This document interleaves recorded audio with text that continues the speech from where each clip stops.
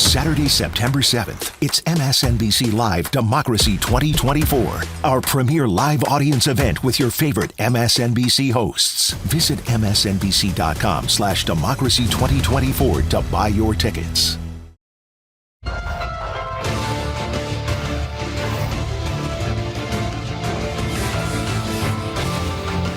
Hi there, everyone. It's 4 o'clock in New York. In its very last decision of its term, the highest court in the land handed future presidents a, quote, loaded weapon, in the words of a dissenting justice, aimed straight at the rule of law in the country. The conservative 6-3 majority of the court, half of them appointed by ex-President Donald Trump, 2 others having faced calls for their recusal in this very case, dealt a potentially fatal blow to special counsel Jack Smith's effort to hold the ex-president accountable for crimes committed on January 6th at the insurrection and his plot to overturn the 2020 election he lost. They ruled that Donald Trump and all future presidents are entitled to immunity for official acts that they take during their presidency. To the now infamous question of whether a president can order SEAL Team 6 to assassinate a political rival, the United States Supreme Court said, in effect, yeah, maybe. Regarding Jack Smith's prosecution of Donald Trump, the court is sending that case back to Judge Tanya Chutkan to parse out what is an official act in which Trump is entitled to complete immunity and what is not an official act. And the majority opinion says this, quote, in dividing official from unofficial conduct, courts may not inquire into the president's motives. You mean like the coup? Going on, Chief Justice Roberts writes this, quote, this case is the first criminal prosecution in our nation's history of a former president for actions taken during his presidency. Determining whether and under what circumstances such a prosecution may proceed requires careful assessment of the scope of presidential power under the Constitution. The nature of that power requires that a former president have some immunity from criminal prosecution for official acts during his tenure in office, at least with respect to the president's exercise of his core constitutional powers. This immunity must be absolute. As for his remaining official actions, he's entitled to at least presumptive immunity. What this amounts to, according to the 3 dissenting Supreme Court justices, is that Donald Trump is above the law. Writing for the court's 3 liberal justices, Justice Sonia Sotomayor, issuing a primal scream kind of warning for her colleagues, saying they have dramatically and dangerously expanded the power of the presidency, creating a, quote, law-free zone around the president. From her scorching dissent, quote, the president of the United States is the most powerful person in the country and possibly the world. When he uses his official powers in any way, under the majority's reasoning, he now will be insulated from criminal prosecution. Orders the Navy SEAL Team 6 to assassinate a political rival, immune. Organizes a military coup to hold on to power, immune. Takes a bribe in exchange for a pardon, immune, immune, immune, immune. Even if these nightmare scenarios never play out, and I pray they never do, the damage has been done. The relationship between the president and the people he serves has shifted irrevocably. In every use of official power, the president is now a king above the law. Never in the history of our republic has a president had reason to believe that he would be immune from criminal prosecution if he used the trappings of his office to violate criminal law. Moving forward, however, all presidents will be cloaked in such immunity. If the occupant of that office misuses official power for personal gain, the criminal law that the rest of us must abide by will not provide a backstop. With fear for our democracy, I dissent, end quote. That's where we start today with some of our favorite experts and friends. Former lead investigator for the January 6th Select Committee, Tim Heaphy's here. Voting rights attorney, founder of the site Democracy Docket, Marc Elias is here. The senior editor for Slate, the host of the Amicus podcast, Dahlia Lithwick is here.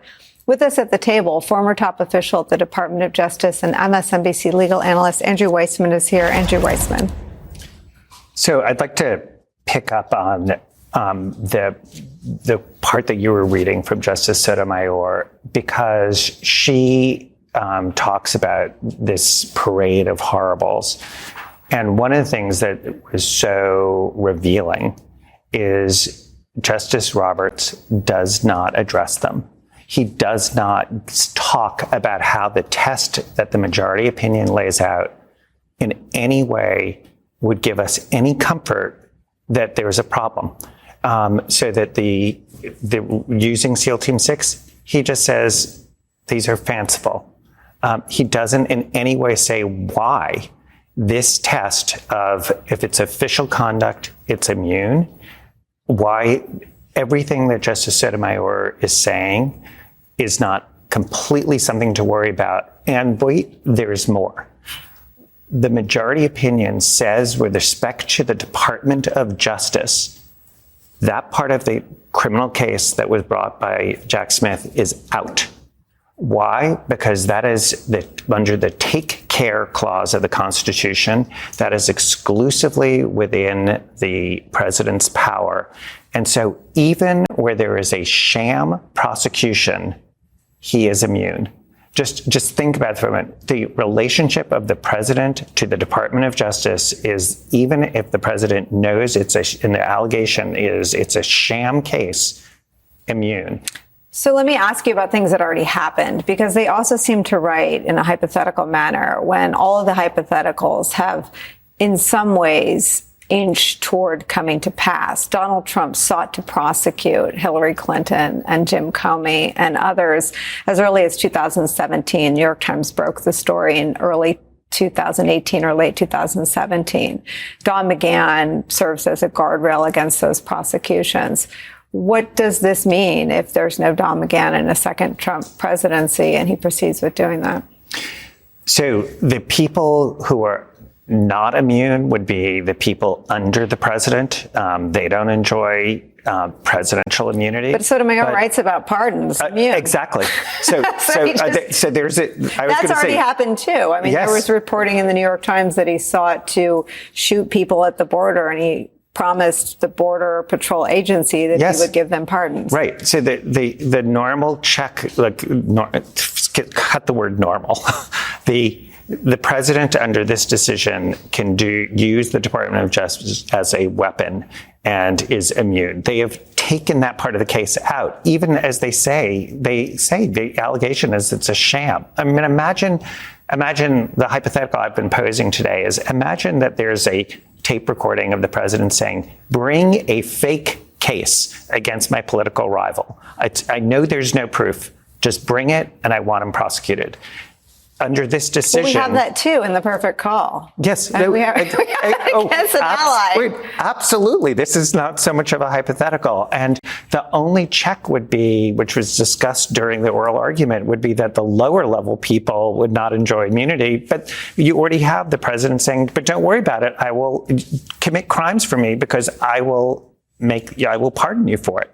So this is just it is. This, I'm going to quote from Nicolle Wallace, which is, this is like the Sixth Sense, which is, the Supreme Court in Russia exists, but none of us think that there's a rule of law there. When you look at this opinion, it just doesn't know it. Yeah, exactly. Marc, Elias, we should pull the curtain back on what's actually happening, shouldn't we? People are exploring options to live in other countries if they think they could be targeted for prosecution by Donald Trump, because targeting you or targeting me or targeting Andrew would be an official act based on today's decision. Yeah, I mean, they could target for criminal prosecution. They could target for administrative investigation, the IRS, the SEC, the EPA. Under this opinion, they could even, engage in physical violence or assassination. And all of that is terribly, terribly troubling in the abstract. But Nicolle, we're not in the abstract. We're in the reality. And the reality is that Donald Trump has said that if he is elected, he will seek retribution. He has said that if he is reelected, he will be a dictator for at least a day. And there is a team of MAGA extremists who are working on something called Project 2025 and related things to execute and make much more effective Donald Trump's retribution if and when he gets into office. This will not be Nixon's enemies list of a few hundred. This will be Donald Trump's enemies list of several tens of thousands, and the federal government will be his tool from start to finish. Dahlia, I want to read about how this went down, because lest anyone think we're hyperbolic in our reaction to what the majority decided, the conservative supermajority, where a lot of smart people thought there wasn't any legal reason to take it, and smart people thought there wouldn't be any legal reason for them to side with the president, and then smart people thought there wouldn't be any reason for them to give him absolute immunity. He's done all that. I mean, the court has made a mockery of all sorts of people who thought there would be any respect to precedent or restraint or democracy. And again, don't take my word for it. Let me tell you how this went down, and how Justice Sotomayor handled herself this morning. So this is what happened in court. Chief Justice Roberts came in and said, quote, "I have the opinion of the court this morning." He took a deep breath, quote, "Trump versus the United States." During Roberts' reading of the majority, Justice Kagan was watching Roberts intently, along with Justice Kavanaugh, who was leaning forward in his seat. Justice Ketanji Brown Jackson was looking away from her colleagues toward the gallery, her chair slightly turned away from the other members. Roberts proceeded to give 7 reasons why the court made the decision it did, including what Roberts called a lack of precedent and issues that are quite difficult. Said that lower courts didn't provide the above guidance.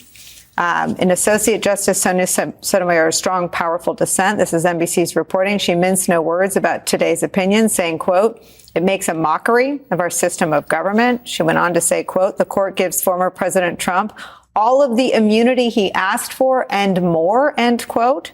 "History matters, right?" she said rhetorically, quote, "except here." She took a quick second to look up from the pages she was reading from to glance at her colleagues. NBC goes on to report that if this particular indictment of former President Trump doesn't reach the level of a prosecutable offense, she said this, quote, "It's hard to imagine what prosecution ever would. The man in charge of enforcing laws can now just break them," she said. Ironic, isn't it? She then seemed to make a nod to the political leanings of some of her colleagues on the bench when she said during her dissent, quote, "Why is it a hard question? I don't know. Do you?" She then took the court through a few examples of action she believes the president can now take with his newfound immunity. Order the Navy SEAL Team 6 to assassinate a political rival? Immune. He's the commander-in-chief, she said with snark. With fear for our democracy, I, along with the framers, dissent. That's from our colleagues reporting on how this historic decision went down on this historic day from this body held in historically low esteem. So the first thing I want to say, and I think this is a non-trivial point, is it's really a shame we don't get to hear that. The court has been allowing us to have real-time audio of oral arguments and yet not allowing us to hear the decision hand-downs. And today might have been a nice day to hear Justice Sotomayor reading from her notes on her dissent, because it just doesn't come across the same. And a handful of people in the courtroom reporting it is not the same as hearing it in her own voice. But to your larger point, I think that we need to really understand that something has broken, I would say irreparably, and that the kinds of courts who used to hand down unanimous or nearly unanimous decisions in these huge, consequential, life-altering cases, that's gone. There's not even an attempt to forge unanimity or to find some common ground so that you can bring people across the aisle. This is simply our team versus your team, my tribe versus yours. And I think the other thing that is really, really urgently important here is that the majority opinion reads like an interesting law school paper on what would you do hypothetically if you were worried about chilling, bold, manly presidential action, and what would you do to protect him? And then you get this absolutely nuts and bolts, meat on the bones dissent from Justice Sotomayor saying, this is not hypothetical, this is not an abstraction. Please answer what you're doing with SEAL Team 6. Please help me understand how the president can't just accept a bribe and call it an official act. nothing. Like Andrew says, radio silence. And so there's a way in which not only do they not attempt to say, we're all one court, we're oracles, we speak in one voice, we're not even having the same conversation today. Let me read from Justice Ketanji Brown Jackson's dissent that gets at some of this for you, Tim Heaphy. Even a hypothetical president who admits to having ordered the assassinations of his political rivals or critics, or one who indisputably instigates an unsuccessful coup, has a fair shot at getting immunity under the majority's new presidential accountability model. That's because whether a president's conduct will subject him to criminal liability turns on the court's evaluation of a variety of factors related to the character of that particular act, specifically those characteristics that imbue an act with the status of official or unofficial conduct minus motive. In the end, under the majority's new paradigm, whether the president will be exempt from legal liability for murder, assault, theft, fraud, or any other reprehensible and outlawed criminal act will turn on whether he committed that act in his official capacity, such that the answer to the immunity question will always and inevitably be, it depends. Again, not hypothetical. Hanging Mike Pence was the mission statement of the January 6th insurrection. And when told by attorneys and staffers and other officials who you had the opportunity to interview and depose, Trump was indifferent to the mission of hanging Mike Pence. So he doesn't really qualify even as a rival. He wanted assassinated, but there was a plan to assassinate someone who wasn't carrying out his will. And he was at best indifferent, at worst complicit. And the other hypothetical in here, is the idea that he instigated. I mean, the whole thing is about instigating an unsuccessful coup. I am sure with this in place, the next one will be wildly successful. Right. Yeah. Justice Jackson's putting her finger on what to me, Nicolle, is the most frankly surprising and disappointing part of the opinion, which is the inability to consider motive evidence. I mean, as a prosecutor, when you have charged an offense that requires some showing of intent, evidence about acts taken that suggest a particular motive are just so indispensably important to that showing.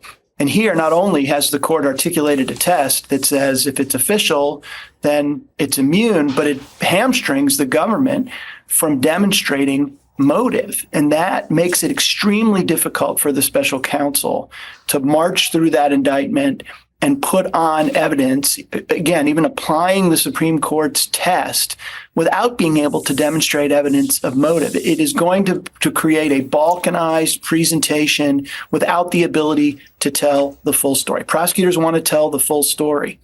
The other part of the opinion, similarly, that really hamstrings the special counsel is the inability to demonstrate evidence of official acts, even if they're not charged. They could bear upon motive, intent, common scheme or plan, all the kinds of things that go into the painting the full picture of the defendant's conduct. That's off the table now after this opinion. So it isn't just the test that's articulated, it's the manner by which the opinion hamstrings the government in presenting its case, even if some of those acts under the test survive. Okay, I committed to getting through these 2 hours without needing a legal sort of education, and I feel like I'm veering into the danger zone here. So let me stop all of you, and let me ask you just to underscore, Tim Heaphy, it feels like the majority made a ruling as though they live in an abstract universe, and that the dissent is in the world in which we live. And it feels that now the Supreme Court very squarely lives on Earth 2 with Donald Trump and Steve Bannon. And the only people trying to sift through the actual facts of what has already happened, which was a coup plot, which was an indifference to the assassination attempt of his own vice president, are the 3 liberal justices. Can you just back up a little bit and tell me how we got here? Yeah, look, the court explicitly on the face of the opinion says we make this decision not based on the exigency of the immediate, right? Sort of almost an implicit nod that the conduct, they disagree sort of with the conduct at issue, but they are speaking more broadly to history and these broad incentives. that doesn't work. We live in the real world. The test that they articulate, as much as they want to say it applies to posterity and to history, has very real life consequences. And all the incentives that they talk about with respect to chilling the exercise of robust executive authority, they ignore the incentive that this creates for future presidents to go rogue, right? The license it gives them to use their official immense power of the presidency to do illegal things, Nicolle, that incentive is just as stronger, frankly, than the chilling effect that a decision to allow them for. So they are living weirdly. The majority seems to be focused on this sort of pristine notion of long-term incentives, but are ignoring the real reality of a rogue president who wants to misuse the law. Well, and the judgment of history, I think, will look at this court as ignoring the reality that the extraordinary event isn't Jack Smith's attempt at prosecuting Donald Trump. The extraordinary event is the Donald Trump presidency. I have to sneak in a quick break. No one's going anywhere. We have a lot more to get through over these 2 hours. This is it. We're going to dive into every inch and paragraph of this decision, try to understand what Justice Sotomayor describes basically as a new chapter for our country. We're going to continue to talk about what this means for the effort to hold Trump accountable for the insurrection at the United States Capitol on January 6th. We'll ask the question, will his unchecked power means that he pursues for prosecution, or worse, those who tried to hold him accountable? January 6th Select Committee member Zoe Lofgren will join us. And later, how today's decision all but dismantles the rule of law for future U.S. presidents and those they would pardon, underscoring once again just how important the November election is. All that and more when Deadline White House continues after a quick break. Don't go anywhere.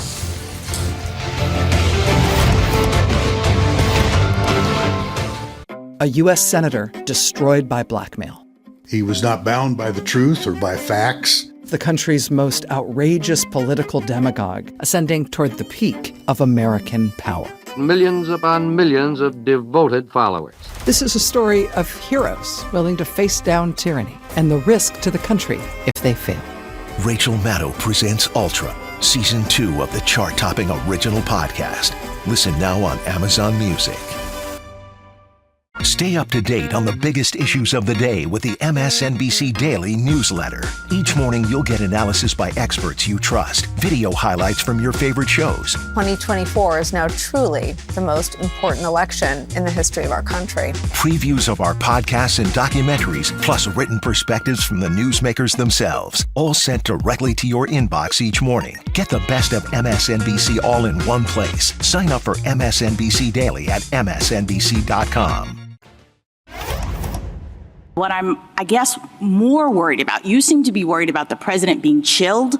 I think that we would have a really significant opposite problem if the president wasn't chilled. If someone with those kinds of powers, the most powerful person in the world, with the greatest amount of authority, could go into office knowing that there would be no potential penalty for committing crimes. I'm trying to understand what the disincentive is from turning the Oval Office into, the seat of criminal activity in this country. Again, Donald Trump sought to do that. All of his ranting and ravings publicly and privately, quote, "Where is my Roy Cohn?" end quote, was about that, was about being immune from prosecution. As I read it, the Supreme Court has just given him what he sought all along. I totally agree, and to quote Justice Sotomayor, and more. One of the things that was a concession by Trump's lawyer at oral argument got walked back in the opinion, saying, "Oh, he didn't really mean it." I mean, it is really horrendous, and I just want to push back on this idea that they were writing with some sort of academic, sort of pristine view of like what's the way to sort of establish the presidency.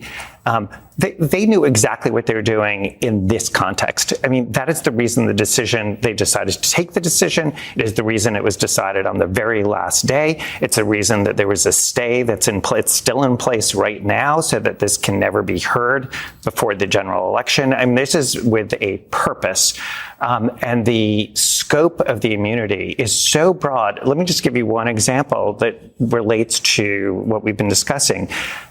many people, me included, thought there might be some core presidential functions that are narrowly prescribed where the president could say, you know what, that really can't be criminalized.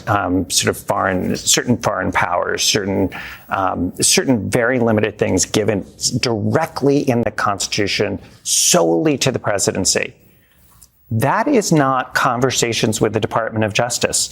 That the take care clause is what was used. Dahlia will sort of get this, which is the idea that you're going to say, oh, the exclusive province of the presidency is the take care clause, and thus that applies to his interactions with the Department of Justice. I don't know where the limits of that are. The take care clause applies to all laws, and to say that's suddenly exclusively within the province of the presidency opens up this huge can of worms where I certainly never thought the take care clause would be the vehicle to say the president enjoys absolute immunity, even when you know you're doing it for improper purposes and illegally, and the court says, nope, that's totally off limits from future prosecution. Well, and Dahlia, to Andrew Weissmann's very fine point, I mean, practically speaking, President Obama in his counterterror policies had broad legal authority. George W. Bush, most people thought, had too much. Where do they see a chilled president in modern history? Well, I mean, I think that what they're seeing is this potential for a president to be so chilled that he will not, again, act in some bold fashion, and as though that is the central problem. And as you note, Justice Jackson's dissent says that's not the problem we have to reckon with. We've never had to reckon with the idea that the president is afraid to talk to his vice president or afraid to talk to his attorney general. We have the problem of you're giving the president a blank check in every single avenue that he can call official conduct. And the other thing that I think is really, really important here, if I can say it, is that throughout the last couple of years, we've talked about the ways that the court blinkers itself, right? It blinkers itself to the adverse effects on real pregnant people with Dobbs. It blinkers itself to the scourge of gun violence, when it does the bump stock ruling. It blinkers itself to climate change or COVID when it decides those cases. But I think we never expected the court to blinker itself to Donald J. Trump and January 6th. I think most of us thought there was some 5-6 number of justices who were horrified at actions that, let me just say this, took place across the street from where they work. And the idea that that doesn't come up in the Anderson case, the Colorado case, it doesn't come up last week in the Fisher case, the obstruction statute, it doesn't come up today except for in the dissents, where we have the dissenters in these cases saying this isn't a theoretical question.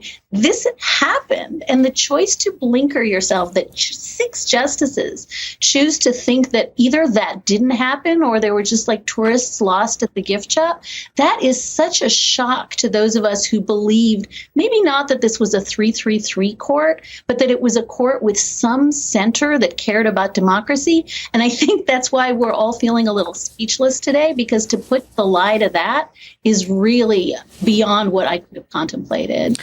Marc, Elias, it was clear, I think, on before January 6th, I would say in November of 2020, when Mitch McConnell and Kevin McCarthy made the ultimately lethal decisions to let Donald Trump cry it out instead of saying our names were on the ballot too. The election was free and fair. Lifelong Republican Chris Krebs said so. Close the book. Bye. Thank you for your service. We put in motion a slide toward autocracy that very few people recognize. You did. And it's why we seek your wisdom and counsel all the time.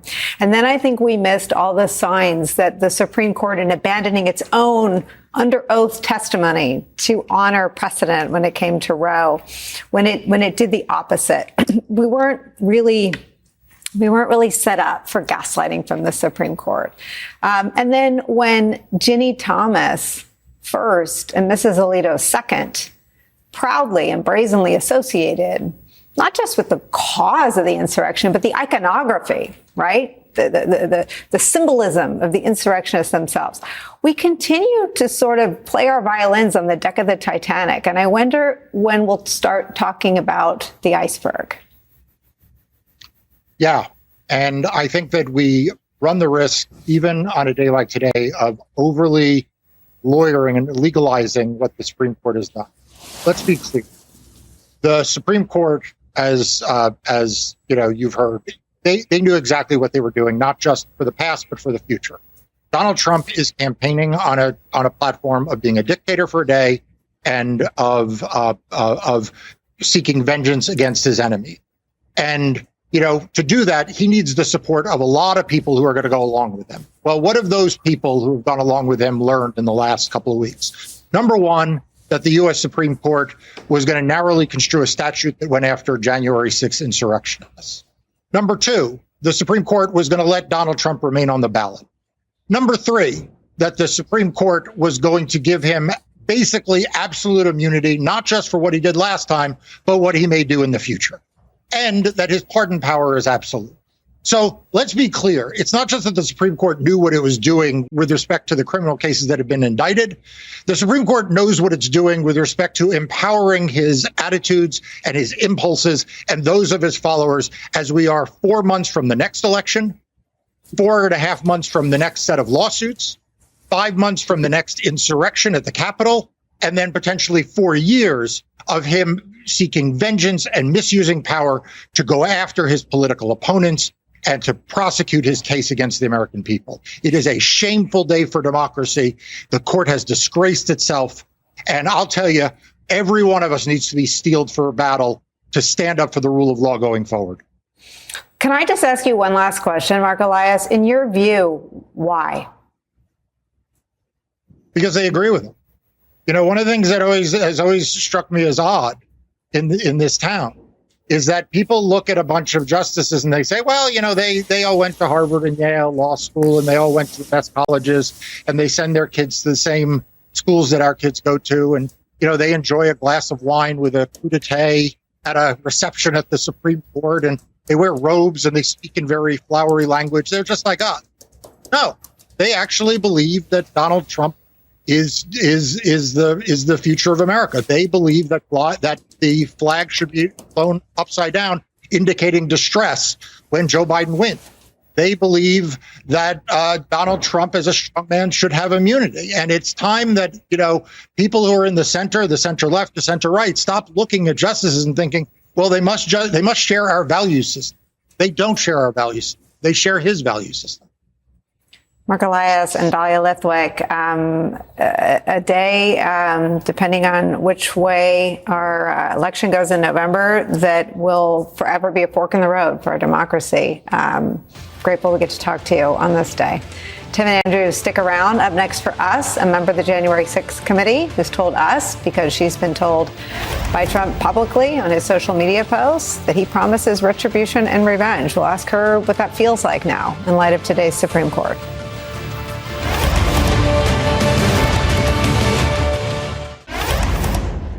The distressing thing, those of us who are, all the lawyers are also considered officers of the court.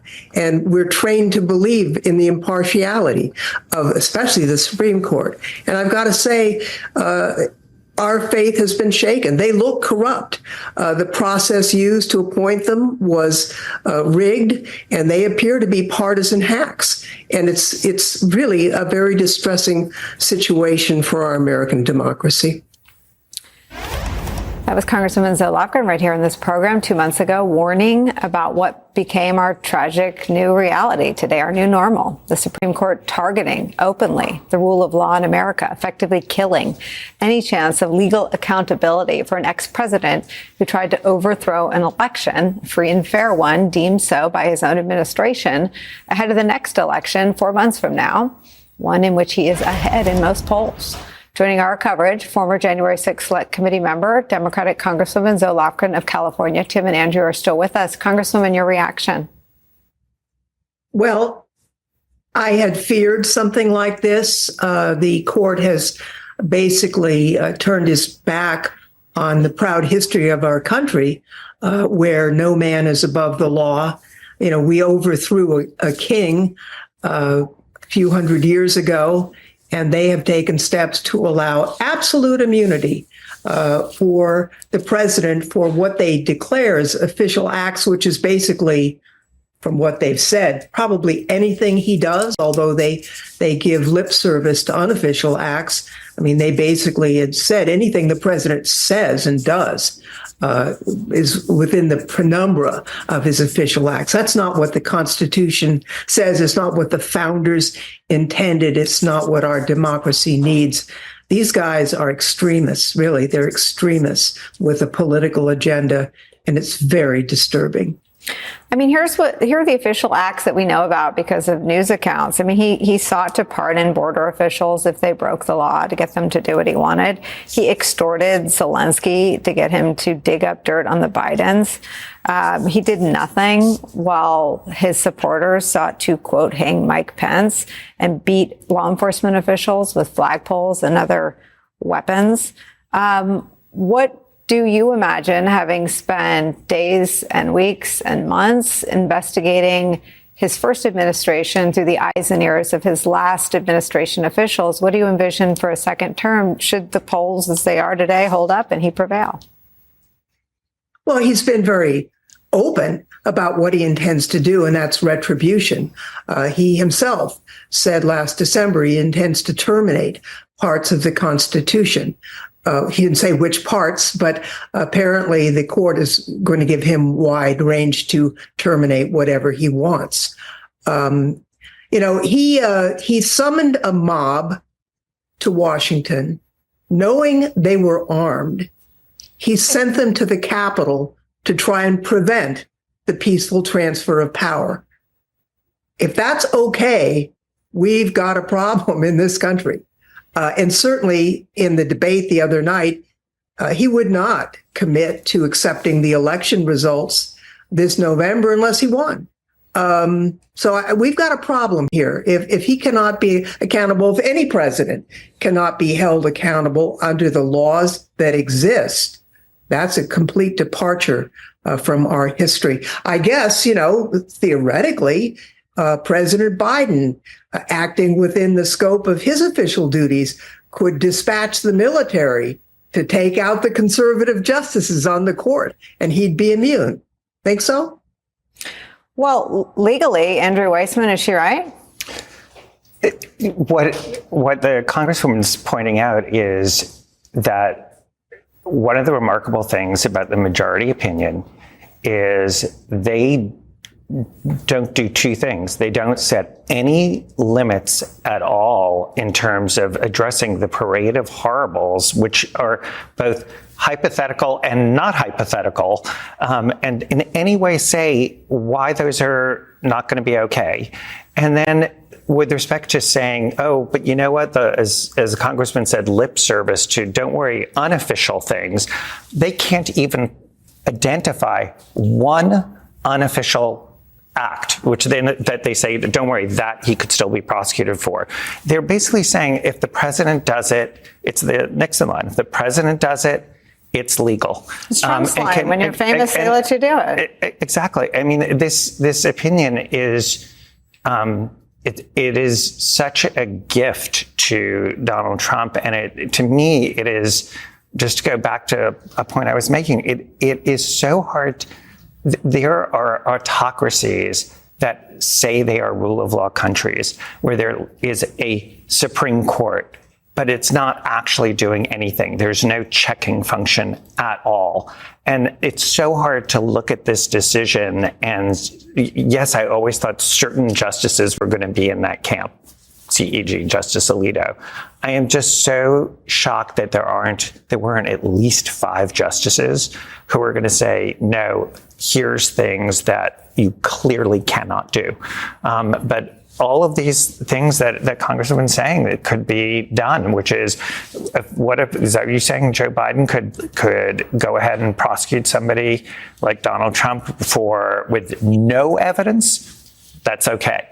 Could order someone to be killed? That's okay. Could go ahead and prosecute Justice Thomas for tax evasion or for bribery based on the facts that we know with respect to Harlan Crow. All of that seems to be on the table, which is just horrendous. And the reason it's not going to happen for Joe Biden is because he's decent and he wouldn't do it. But that's not how our country is supposed to be working on checks and balances. And this takes away just an enormous check on the most powerful position in the free world. We have to sneak in a quick break. We'll have that conversation on the other side. The world is watching, for better or worse. We'll be right back. We're back with Congresswoman Lofgren, Tim, and Andrew. Tim, this is a day Justice Sotomayor has written in her dissent that with fear for our democracy, quote, I, along with the framers, dissent. The start of her dissent goes like this, quote, today's decision to grant former presidents criminal immunity reshapes the institution of the presidency. It makes a mockery of the principle foundational to our Constitution and system of government that no man is above the law, relying on little more than its own misguided wisdom about the need for bold and unhesitating action by the president. The court gives former President Trump all the immunity he asked for and more, because our Constitution does not shield a former president from answering for criminal and treasonous acts. I dissent. Again, it's a fork in the road moment. Sometimes it's hard to feel that in a cable news cycle, but when I read her dissent, I felt it. And I want to ask you if this provides an alternate history for Nixon. I mean, why would Nixon have had to leave office? It sounds like he could have gotten away with all that, and quoting Sotomayor, and more. Exactly right. He was pardoned because he attempted to interfere with an FBI investigation of the Watergate break-in. And the acknowledgement implicit in the pardon and his acceptance of the pardon is that he violated the law and could be prosecuted. Under the court's test articulated today, the executive's, the president's supervision of the Justice Department, including the FBI, is core protected, the prerogative of the president. That would be immune. That's why Justice Sotomayor, understandably, is so exercised about this and talks about a fork in the road. Right? The court identified this three categories: core conduct, exclusive province of the president, things like the conduct of foreign affairs or the pardon authority. And the other extreme is purely personal things, well beyond his status as president, that very small category. The real ball game here, Nicolle, is in the middle. It's stuff that is arguably official, and there's a presumption that that will be immune. And the court doesn't really give lower courts much help in what it takes to rebut that presumption. They essentially says it can be rebutted if there's the prosecution shows no danger or intrusion of the authority and functions of the executive branch. I don't even know what that means. So Judge Chutkan and other judges have to sort out if something is potentially official, does it interfere? Would prosecution of it interfere somehow with the functioning of the executive branch? That's why there's not a lot of confidence, and Justice Sotomayor is correct that that's not going to lead to a lot of bad behavior that is outside the realm of criminal prosecution. Congresswoman, you are by name and by participation in the January 6th Select Committee, which the convicted felon, ex-president, Republican candidate, currently leading in the polls, calls the Unselect Committee. He's targeted the Committee for Prosecution. Are you nervous? No, I'm not nervous. I'm nervous for our country. As you know, I'm sure the Constitution provides that members of the Congress cannot be held to answer for their legislative acts anywhere else. It's the only actual immunity provided for in the Constitution. Trump today on his Truth Social said that the January 6th committee members should be arrested. Then he suggested that there should be military tribunals, specifically with a picture of Liz Cheney. And if you take a look at what the court's decision is today, that he would violate the law and the Constitution appears to be okay with them. They have created we're 3 days short of the 248th anniversary of the signing of the Declaration of Independence. And they have trashed that today with creating an imperial presidency that our forefathers overturned. They didn't want a king. I don't want one either. And I think, voters have an opportunity to prevent this guy from becoming the authoritarian leader that he has told us he wants to be. But we also have a problem with this court that we've got to grapple with. How do we address this? The next president probably is going to appoint 3 justices. And so if Mr. Trump is not elected, there'll be some opportunity to get back to the center away from this extremism in the court. They have shown a propensity, this court, to just completely overturn willy-nilly long-standing precedents. The next court may need to do that to get us back in firmly into the center where we were before these extremists were appointed to our highest court. This court has taken away a constitutional right for the first time in our country's history. This court, in their opinions agreeing with that removal of a right, made clear that marriage equality is in its sights of the super conservative supermajority. This court will probably look at IVF. Every family that exists because of the miracle of IVF is in jeopardy. This court has said today that an American president is a king, an absolute FU to the founders, as the Congresswoman says, 3 days before the nation's birthday, making a mockery of my favorite ever musical, Hamilton.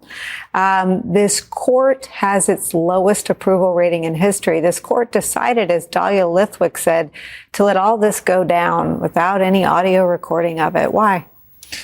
The other thing I will add is, I'm old enough to remember that when the Supreme Court ruled that Nixon had to turn over the tapes, that you thought, okay, this is the rule of law, and that this truly is a president is subject to the law. They're a citizen sort of first. It is by no means clear that Nixon decision would come out the same way. In fact, it's completely antithetical to the reasoning here, which is the court saying, oh, no, we don't even want to allow any sort of criminal look or even would the Mueller evidence. investigation exist? Does the special counsel law exist? Well, to the extent that the president, to the extent that he's doing something as a candidate before his presidency, yes, you can still look at that. But any sort of conduct while he's president, sort of like the firing of Jim Comey in saying that the purpose was to avoid a prosecution, that's off the table. They're going to say, no, he has absolute immunity with respect to who he chooses and who he doesn't, even if it's done for an illegal purpose. They're like, no, that is off the table. And I think Nixon would be decided differently because they'd say, you know what, tapes that have to do with conversations between the president and the people who are advising him, off the table. So this is really, it's hard to understate the import of this decision in terms of our democracy. Congresswoman Lofgren, thank you for being with us on this historic day. Tim Heaphy, Andrew Weissmann. This conversation is very much to be continued with both of you. Thank you so much. Much more to unpack from today's political and legal earthquake out of the United States Supreme Court, pushing the country one step closer to full-fledged autocracy. The next hour of Deadline White House starts after a quick break. Saturday, September 7th, it's MSNBC Live Democracy 2024, our premier live audience event with your favorite MSNBC hosts. Visit msnbc.com/democracy 2024 to buy your tickets. When news breaks, go beyond the headlines with the new MSNBC app. Get real-time analysis from live blogs to in-depth essays, video highlights from your favorite shows and hosts, and the latest updates on the 2024 election. Go beyond the what to understand the why. Download the app now at msnbc.com/app.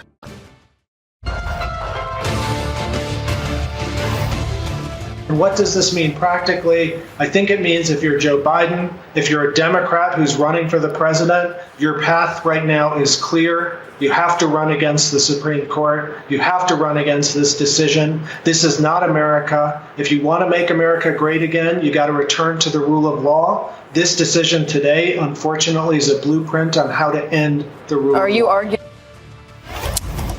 Hi again, everybody. It's now 5 o'clock in New York. A blueprint for how to end the rule of law coming from none other than the United States Supreme Court itself. Today, the United States Supreme Court ruling that despite what the conservative majority says, there is someone in America who is above the law, the president. In a 6-3 ruling on presidential immunity, a defense Donald Trump had been using to fight his very specific indictment over the January 6th insurrection, the Supreme Court finds that presidents are immune from prosecution for official acts, giving unprecedented power to the office of the presidency, essentially making an American president a king, as Justice Sonia Sotomayor writes in a blistering dissent for the history books, bringing us one step closer to living in an autocracy right here in America.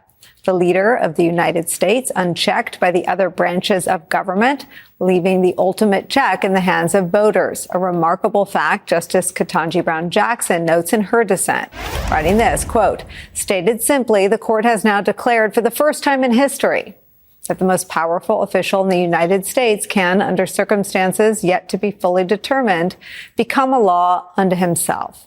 As we enter this uncharted territory, the people, in their wisdom, will need to remain ever attentive, consistently fulfilling their established role in our constitutional democracy, and thus collectively serving as the ultimate safeguard against any chaos spawned by this court's decision. For like our democracy, our Constitution is the creature of their will and lives only by their will. As if the stakes weren't high enough for November, we have this now. Today's ruling garnering this rebuke from former Attorney General Eric Holder, quote, our democracy has been gravely wounded. The Trump immunity decision says a president can violate the criminal law if he acts within his broadly defined constitutional authority. Absurd and dangerous. There is no basis in the Constitution for this court-constructed monstrosity. This court-constructed monstrosity is where we start the hour with some of our favorite experts and friends. Former Senator, co-host of MSNBC's How to Win 2024 podcast, our friend Claire McCaskill is back. Plus, the founder and executive director of Protect Democracy, Ian Bassin, is back. Professor of history at NYU, author of Strong Men, Mussolini to the Present, Ruth Ben-Ghiat is here. With us at the table, former assistant U.S. attorney, president of the Leadership Conference on Civil and Human Rights, Maya Wiley, is here. Ruth, I regretted on Friday at 5:50 when you said the most profound thing in 2 hours that I hadn't started with you. So I'm going to try not to repeat my own mistakes, and I'm going to start with you, your reaction. So it's as though these far-right activists on the court made this ruling and all the rulings they've been making with the autocratic playbook in one hand and Project 2025 in the other. And of course, there's a lot of overlap between the two. And, you know, authoritarianism at root is about taking rights away from the many, and that's Dobbs, and also there's voting rights that come into play, and allowing the few, the cronies, the oligarchs, the leader most of all, to have no checks or fewer regulations on their lawlessness. So it's about transforming the rule of law into rule by the lawless. And so removing immunity from the head of state is the autocrat's fantasy. It's why Trump admires Xi Jinping and Putin and all those autocrats, because that's his fantasy, because he is so corrupt. So this is it's really unspeakable. And it's the product of these far-right activists who are using the court to, you know, destroy democracy from within. You know, Ian, wondered if we read this wrong. I look or cover the slide toward autocracy in the context of the Republican Party's acquiescence to Trump's authoritarian impulses and affinity for Orban and Xi and Putin. But maybe the Supreme Court is ahead of the political actors. What's your thought? Well, I think both of those sets of actors are in a completely untenable and outrageous place. This decision is an absolute insult to the birthday of the country coming up this week. But I do agree with McCaskill that while this is a devastating legal victory for Trump, it also could be a political liability. In this way, the Supreme Court has now said that he would be immune if he were to order the assassination of a political rival. And in fact, one of Trump's top former officials, Alyssa, said that in meetings in the White House, Trump mused about doing such things. The Supreme Court has now essentially ruled that Trump would be immune if he were to attempt a coup using the mechanisms of the Oval Office. And of course, he's already tried that as well. So this is fundamentally an affront to the American people. And like other decisions of this completely out of hand Supreme Court could actually generate the kind of backlash that could serve as a political check on Trump. That doesn't make it a good decision. It's a horrible decision, but that does provide some pathway about how we, the people, might do something about this. Because here's the thing. Petty mob bosses rig vending machines to steal the quarters, but big-time mob bosses capture the courts in order to maim and steal with impunity.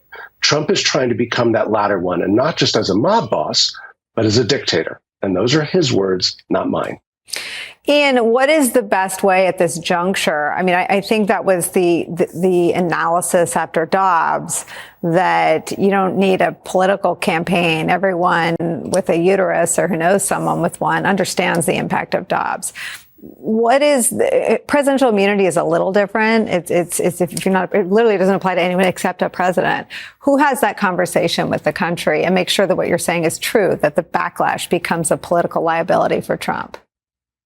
Well, look, I think one of the reasons we're in the democracy crisis we are in right now to begin with is because for most of the 21st century, what the American people have witnessed is that the powerful seem to be able to get away with anything, but those who play by the rules and work hard are the ones who pay the consequences when things don't work well.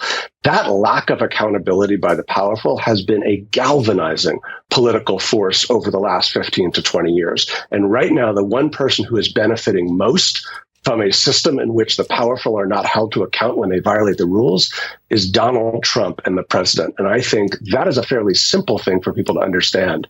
If you'd done what he'd done, you'd be in jail for it. But different rules apply to him. And if you don't like that, don't vote that way.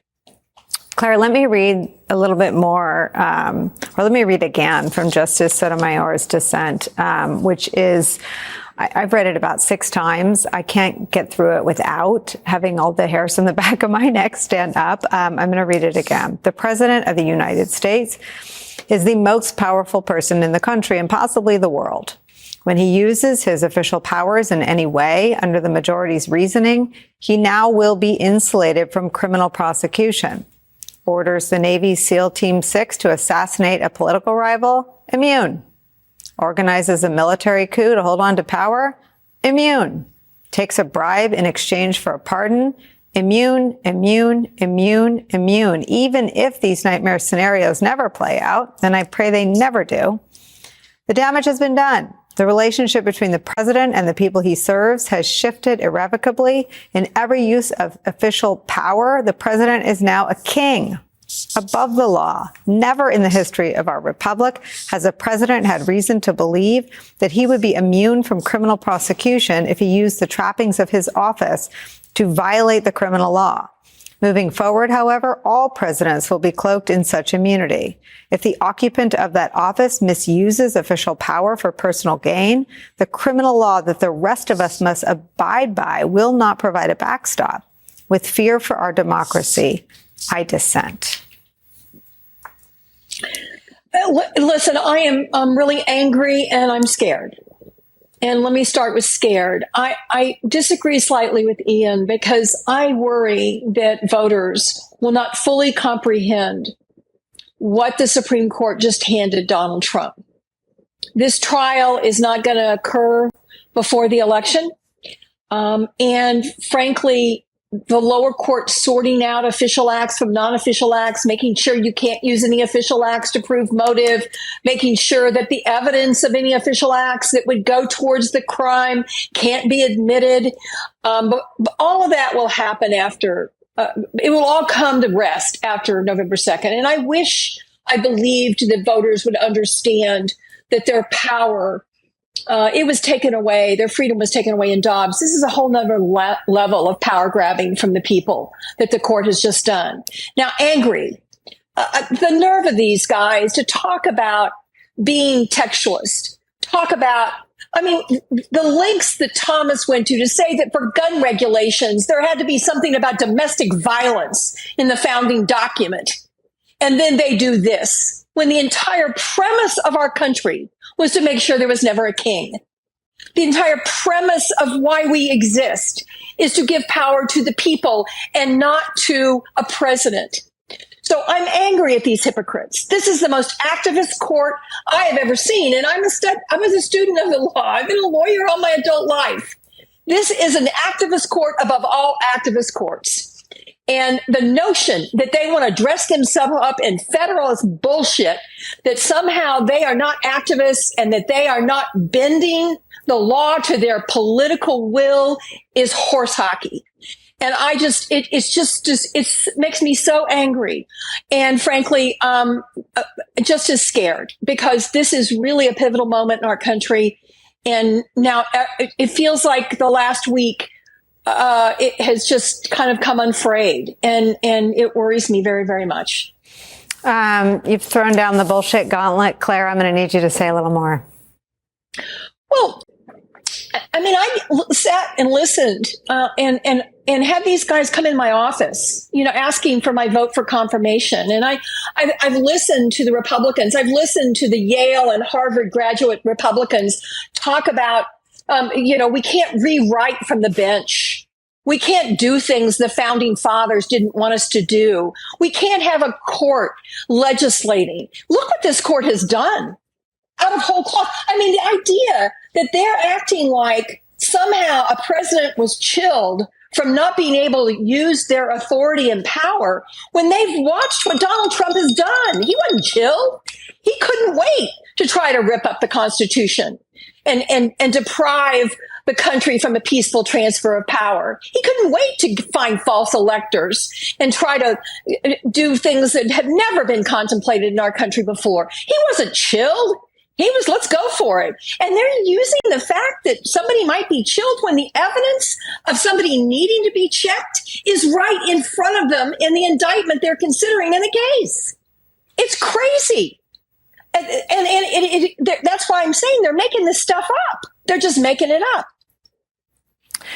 The mistake we make on year 9 of the Trump story is expecting anything different. And this is on us, right? This is on me. I will own this. Nobody else. The media puts these stories through a prism as though there will be suspense, as though we will wait and see what they decide. I think we knew all along what they were going to decide. This is a body with 9 members on it. 2 of their spouses are one with the insurrectionist mission, one by virtue of a flag, the other by virtue of emails she sent from her own email account to state legislators, asking them to carry out the central act of the insurrection, which was to submit fake electors.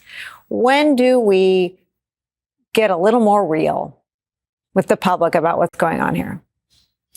Well, I think we just did. I was wondering if I could drop an F-bomb now. We are sort of, we're beyond that, yeah. Right? Exactly. I think if you're not as outraged as Claire McCaskill, you're certainly not understanding or paying attention. And I think your point, Nicolle, is exactly right. And frankly, we've been seeing it building for years even, right? I just want to say, from a perspective of civil rights and established case law, we were already seeing the erosion of democracy in 2013 with Shelby when they said, yeah, that voting rights thing, don't think you're keeping that. And we had politicians in the Republican Party explicitly saying it was to keep people from voting because they didn't like the party they would vote for. And yet we had a Supreme Court letting a lot of that stand. I only say that because we've gotten where we are today because we keep thinking it's rational, or we keep ignoring that when we harm the rights of a few, it's not going to come for the rest of us. And it has been building, and we keep expecting a rationality, but we are now all as a country in the sunken place. We are all in that sunken place trying to understand why we can't get the attention of an extremist. It's not an activist court. That's the only thing I'll take issue with Claire on. It's not an activist court. It's an extremist court. An activist court that says we are going to actively ensure that the Constitution is applying to everyone fairly and justly. That's what has been called activist. In this case, it's the exact opposite. It's an extremism that says, yes, we will ignore. And by the way, I think we can ignore the founders on some things. I don't think any of us want to go back to the 1700s, just saying. But in this case, the fact is that we have a court that has done it every time and is going to keep doing it. We know it. They've actually said it. Clarence Thomas, in whether it's dissents or occurring opinions like this one, where he even says, I'm going to call into question even if we can have a special prosecutor, when the whole purpose of a special prosecutor is to take the politics out of the prosecution. That is why we do it. And they're even calling that into question. And the last thing I'll say, because I'm also with Claire on this one, and I really want to agree with Neil and with Ian on this, because they're both brilliant and they're right on the substance in terms of what it should be. But voters are looking at what impacts them directly. And we have so many voters out here who already feel that the law does not protect them and are unsurprised by the fact that it protects the powerful. And unless we are able to convince them that it makes a difference when they exercise the power they have. How do we do that?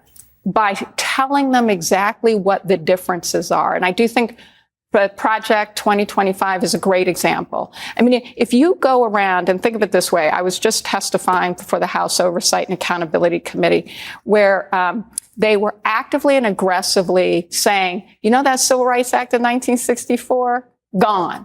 It's actually in Project 2025. If you start going through what it says, union rights are gone in the Project 2025. Things that helped even white men organize and get labor protections, right? Everyone's interests are at stake.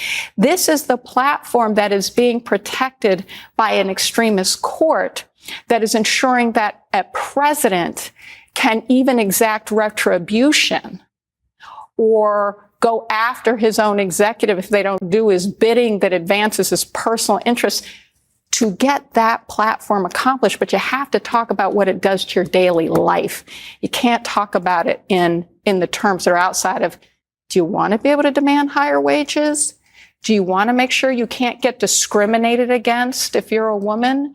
Do you think you should have the ability to go to court? Do you like the Department of Education?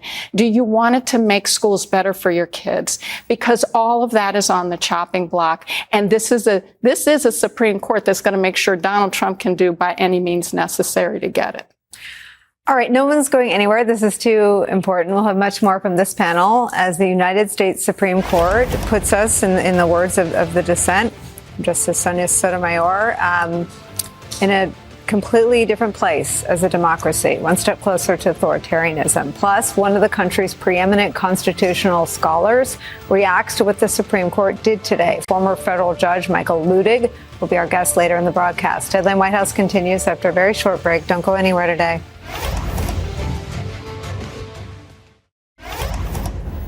We're back with Claire, Ian, Ruth, and Maya. So I want to figure out how to get out of the way and just keep passing this around. Ruth, let me come back to you on how this informs the conversations we have with our very informed viewers and outside of our very informed viewers, broader swaths of our communities and friends and people who are open in the context of the November election. So one of the things that autocrats specialize in is doing what seemed unthinkable. And when I did my research for my book, I didn't realize how common it was that people were taken by surprise. Even when all the signs were there, They thought, for example, famously, Hitler and Mussolini were just crazy, ranting, and then they were surprised when things developed the way they did. And this is amazing. Even in a coup like in Chile, the coup in U.S.-backed coup in 1973, the conservative Christian Democrats, the establishment party, they actually thought that the junta, the military officials, Pinochet, they were going to, quote, restore order and then return power to them. And somehow democracy would come back into being. And so this kind of delusions and being unprepared are typical of these situations. And, I wrote the book so that we could avoid this fate. And that we have a chance to turn this around before this starts. And it's all the more important now because, unfortunately, not all autocrats talk about violence with such gusto openly as Donald Trump. He's up there with, Rodrigo Duterte, the former Philippine leader, in kind of saying bloodthirsty things all the time, and admiring the Chinese because they could execute people, and telling his former officials and people in his inner circle that he wanted to use firing squads and hanging and guillotines. And so this is an extraordinarily dangerous person who now has unlimited powers. But we have a chance, unlike the history cases of the past, to avoid all this. And we've got to do everything possible to inform people of the outcomes that could happen. You wrote the book so we would avoid the fate in part. Are you optimistic we still can? I'm always optimistic because to lose hope is to become fatalist, and to lose hope is to give up on yourself and on your fellow Americans. And we don't have much time, but one of my mantras is never underestimate the American people. Ian, do you share Ruth's optimism that we have time, that we have the stomach, that we have the ability? You're brilliant scholars. You get your touchstones from history and scholarly works. I get mine from Aaron Sorkin movies. And I just keep thinking of the line in The American President where Michael J. Fox says people are so desperate for leadership that when they realize it's a mirage, they'll crawl through the sand and eat the sand. I worry that a lot of people are eating the sand. Yes, but I also agree with Ruth that despair and fatalism are the tools of authoritarians. So by adopting that perspective, we actually concede the territory. And democracy depends on a sense of agency and a sense of possibility and a sense of hope. And so I do still have those things. But I also want to agree with Ruth as well about what we need to overcome in order to embrace our agency and the future that we want to create. And that is all the delusion around us, the naivete and the delusion around us. And there's two places where we're seeing delusions that I want to just address. One is the delusions of the Supreme Court majority, because even being generous and trying to imagine what on earth were they thinking, they are deluded. And what I think they were thinking is this: we don't want to, as a country, go down the road of everyone who leaves power after a presidency gets prosecuted by their political opponents. And they thought that by issuing a decision like today's, they will avoid that problem. And that is delusional, because if there are MAGA-affiliated attorneys general or district attorneys who are hell-bent on prosecuting whoever they view as their opponents, Joe Biden or otherwise, they are going to do that regardless of today's opinion. They're simply going to couch it as unofficial acts. This decision is going to do nothing to prevent what the majority authors claim to be afraid of. And the truth is, the way that you prevent those sorts of abusive prosecutions is you trust the checks that are in our normal prosecutorial and judicial system, and you ensure that officials are ethical by punishing and not tolerating abuses.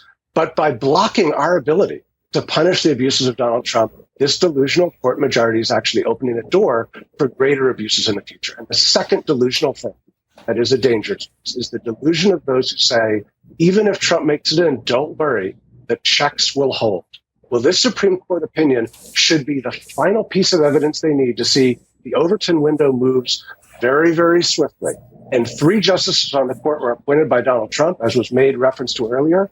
If he comes back, he will appoint more. And not only will he appoint more to the Supreme Court, but you are going to see the lower court staffed by more Eileen Cannons who are in Donald Trump's pocket. And even those judges already on the courts are going to see that when Judge Cannon is the first person elevated to the 11th Circuit, their incentive will be loyalty to Donald Trump as well. So those who think the checks will hold deeply, deeply mistaken.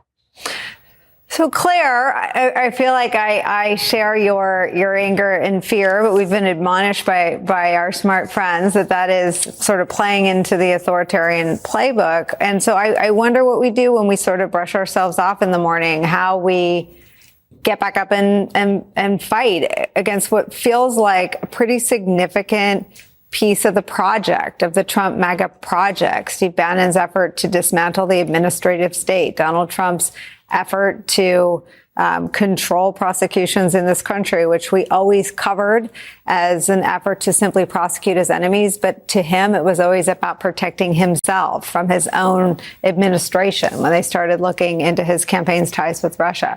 What does the fight look like, and who wages it? Well, I think we all have to be committed to this fight.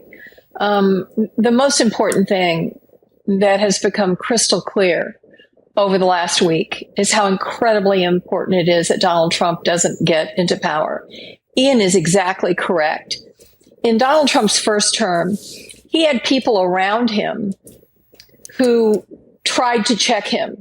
There were some semblance of guardrails. Now, they weren't flawless and they were shaky at times, but one of the tools they had was to say, you'll be prosecuted. The law will catch up with you.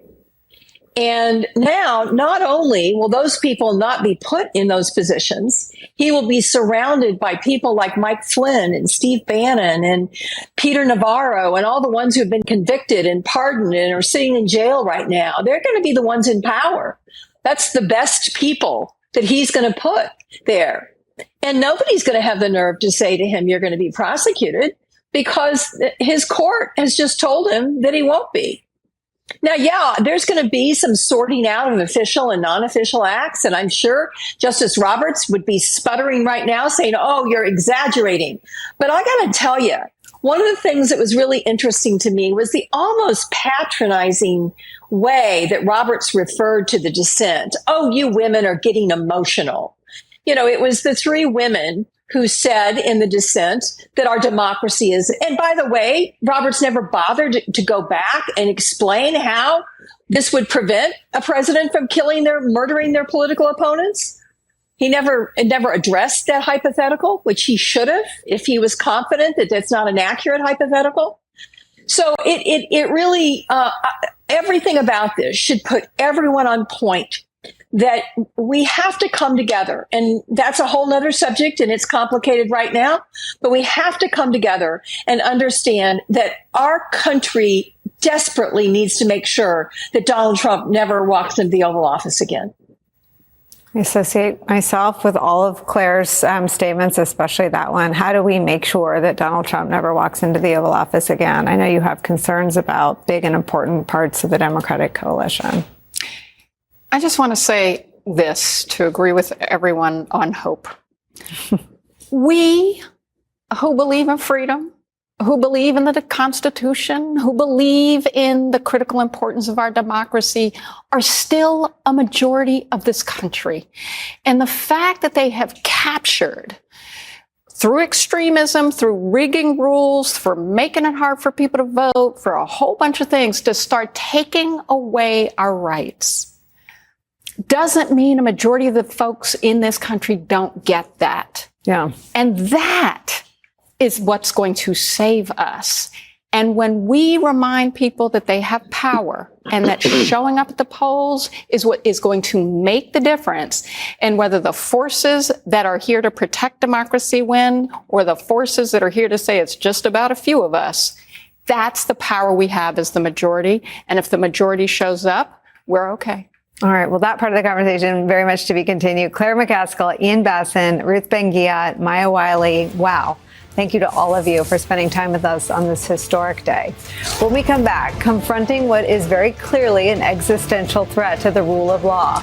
former federal judge, conservative icon Michael Luttig, with his reaction to the Supreme Court ruling granting presidents immunity for official acts after a very short break. Don't go anywhere.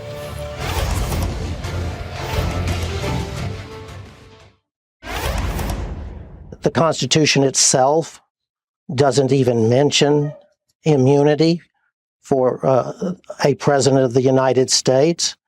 And immunity for the president of the United States, and certainly absolute immunity of the kind that the former president is arguing for, is anathema to the Constitution of the United States. There you have it. As Judge Michael Luttig stated on this very program months ago, the Constitution itself does not mention immunity for the president. But the United States Supreme Court today, in a 6-3 ruling, decided that a president of the United States does have absolute immunity for official acts. Supreme Court Justice Ketanji Brown Jackson laid out the consequences for our democracy and way of governing in a scathing dissent, writing this, quote, "The court today transfers from the political branches to itself the power to decide when the president can be held accountable. If the structural consequences of today's paradigm shift mark a step in the wrong direction, then the practical consequences are a 5-alarm fire that threatens to consume democratic self-governance and the normal operations of our government." Joining our conversation, former federal judge Michael Luttig is back. Judge, I don't know if you'll be pleased or displeased that I say this, but on the day that we learned that the Supreme Court would hear immunity, you were at this table. It was my second day back from leave, and you basically laid out exactly how this would play out, including the timing and day that they would issue this decision and how they would decide. I'm curious about how you knew that would be the case, but I'm more interested in your views on what the practical consequences are should Trump return to power. Thank you, Nicolle, for having me with you this afternoon. As you said, this is indeed an historic day in constitutional history, as well as for the nation. Today's decision represents what I have called, as you know, the unsouling of America. America's democracy and rule of law are this country's heart and soul. Our democracy and the rule of law are what have made America the envy of the world and the beacon of freedom to the world for almost 250 years now. Today, the Supreme Court cut that heart and soul out of America, holding that the former president is immune from prosecution for any of his actions in and around January 6th, taken in his so-called official capacity as president of the United States. No longer can it be said that in America, no man is above the law. Today, our Supreme Court held that the President of the United States, and particularly the former President of the United States, is in fact above the law. Nicolle, before today, no one has ever even thought that a president would be absolutely immune from prosecution from crimes he committed against the United States of America while in office. And that is all the court had to say to decide this case today. Instead, the court decided for all times, purportedly, that a president is absolutely immune from prosecution for any and all crimes he commits in his official capacity while in office. This is a shocking decision from our Supreme Court. There is no support whatsoever in the Constitution or even in the Supreme Court's precedents for the past 200 years for this reprehensible decision by the Supreme Court. Needless to say, the decision is irreconcilable with America's democracy, the Constitution, and the rule of law. The court. Sorry. Go ahead. I was just going to ask, one of the gifts of your decision to speak out is that you legally see the world the way we thought some of them did. And I just wonder, from a conservative legal ideology, how they got here. It's beyond me, Nicolle, to understand how any of the majority came to this conclusion under the Constitution of the United States. As I said, the one thing that I know, and everyone else who is a scholar of the Constitution and the Supreme Court knows, is that there is no basis whatsoever in the Constitution and the laws of the United States for this decision today. In fact, the legal maxim that no man is above the law is principally based upon the President of the United States.